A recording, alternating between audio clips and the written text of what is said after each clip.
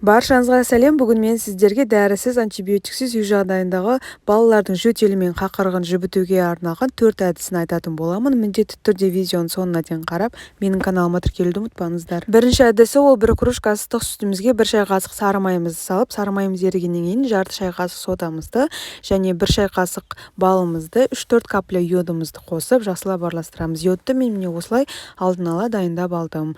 Жақсылап араластырып болғаннан кейін жұмыртқамыздың ағы мен сарысын бөліп алып, сары уызын осы сүтімізге қосатын боламыз шикідей. Тағы да жақсылап араластырып, ыстық күйінде күніне 2 уақыт 3-4 күн ішетін боламыз. Бұл әдіс қақырықты жібітіп түсіруге көмектеседі, ангинасы бар және балаларға да ішуге болады. Екінші әдіс ол жөтелімізді басуға арналған әдіс. Ол үшін бізге 2 пияз керек, кейбір жерлерде жуа, сарымсақ деп те атайды.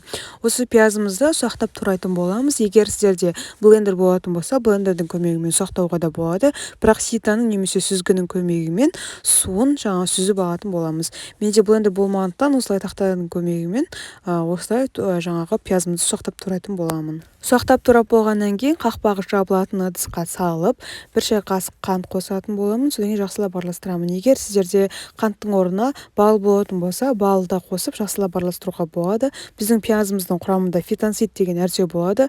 Сол су ретінде шығу үшін осылай жақсылап араластырамыз. Қантты балалар көбінесе ашты нәрсені жемейді, ішпей қояды. Сондықтан да осылай қант немесе бал қосып, жақсылап араластырып, өсіп қақпағын жауып, 6 немесе 8 сағатқа суы шыққанша қараңғы жерге қойып қоятын боламыз. Міне уақытымыз болды. Міне біздің пиязымыздың суы шықты. Осылай күніне 3 рет 3-4 күн балаларымыздың жөтелі қайтқанша жақсылап беретін боламыз. Міне сіздерге табиғи жөтелді қайтаратын сироп.